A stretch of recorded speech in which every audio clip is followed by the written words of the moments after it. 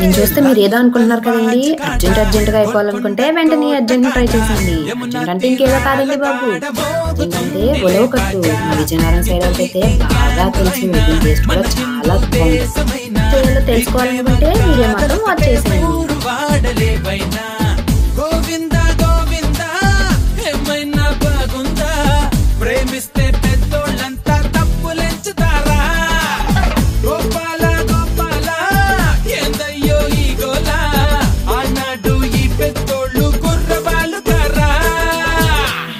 అయితే ఇప్పుడు ఏంటంటారా?